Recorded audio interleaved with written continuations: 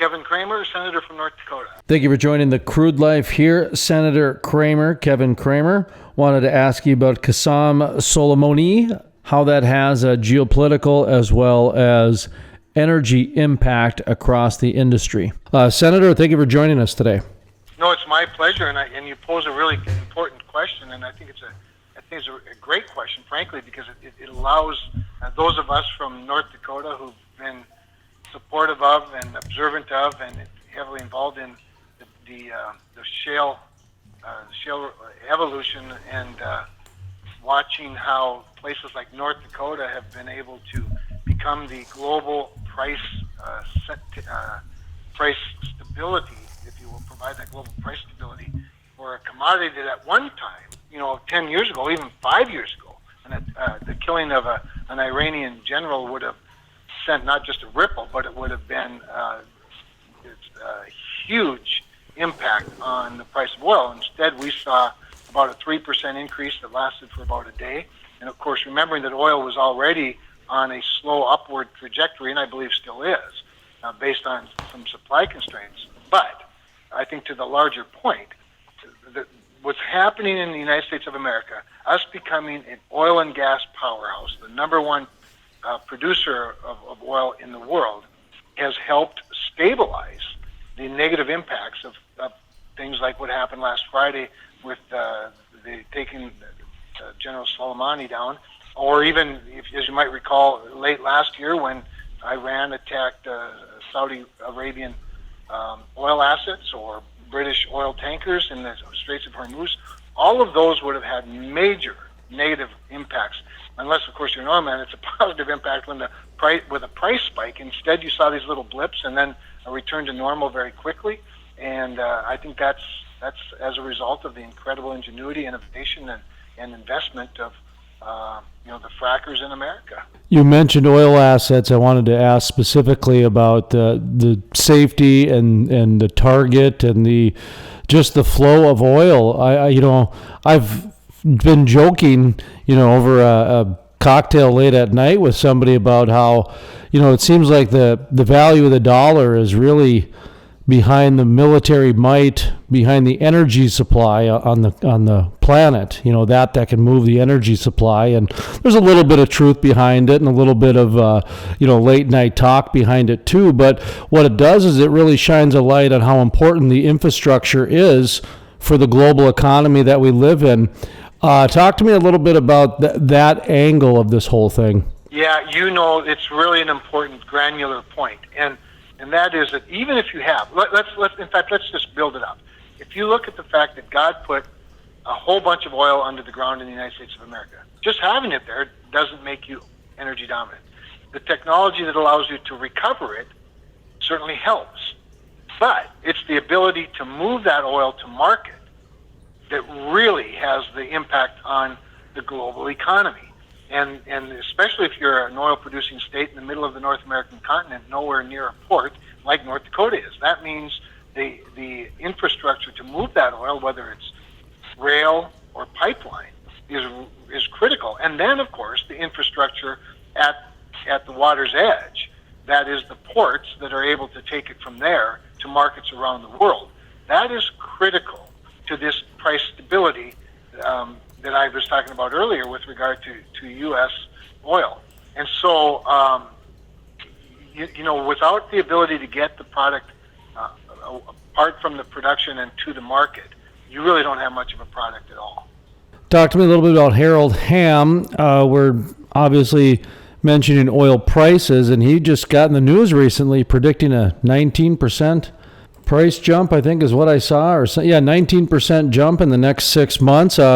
Two-part question, I guess, because first, I know you've got a personal relationship with Harold Hamm, so I'd like to allow you the opportunity to talk a little bit about that and your thoughts on what he has brought to the Bakken specifically, and then also oil and gas, but then also his prediction about 19% jump in oil prices.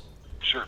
Well, a couple of things. First of all, Harold Hamm is known as of course, the Godfather of the Bakken, not because he discovered oil or because he was the first one to find it in North Dakota. He didn't drill the first well, but he did crack the code. That code being the code that allows horizontal drilling and fracking to work together, and that's what unlocked the shale in North Dakota and throughout, of course, the country. But he was very focused on specific North Dakota. He bet a lot on North Dakota, as you know. I think he had near 1 million mineral acres before he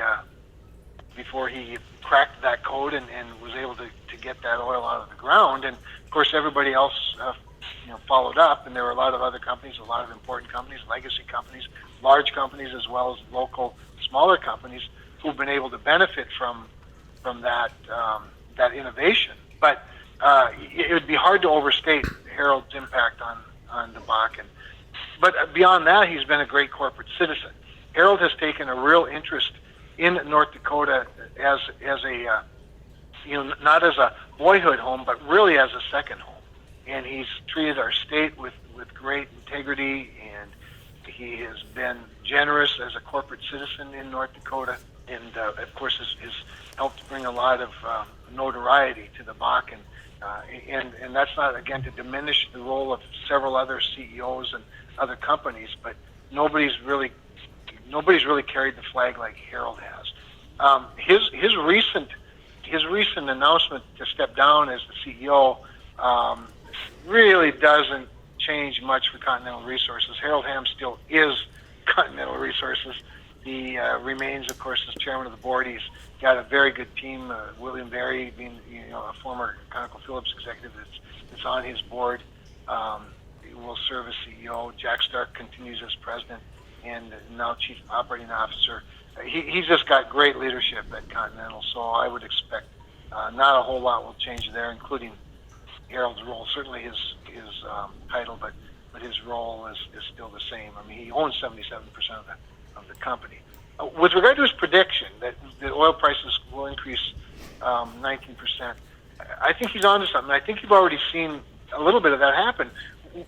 We noticed that oil went from sort of the low 50s into the now where it is now in the low 60s, in that range, inching up rather deliberatively over the last couple of months, almost unnoticed by a lot of people.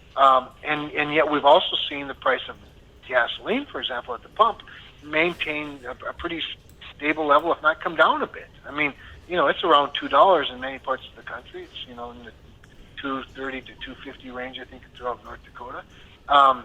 And that's, of course, because there's such a high supply and a high supply of the refined product. But there is a supply sort of constraint happening slowly as we head throughout, now into the winter and into the spring. Harold would have a good sense of that, a better sense than most people, and I have no reason to doubt him. I think Harold also makes an important point as a producer, and I like to put, a lot of times, Jason, I like to put the commodity of oil in the context, or at least in the historical context of the other commodities that North Dakotans are very familiar with, and that's grains and corn, things like that. Because we have to have a price for oil in our country, particularly in North Dakota, where, as you know, it's a little more expensive to get it out of the ground than it is other places. We need to have a price that can sustain the industry in our country.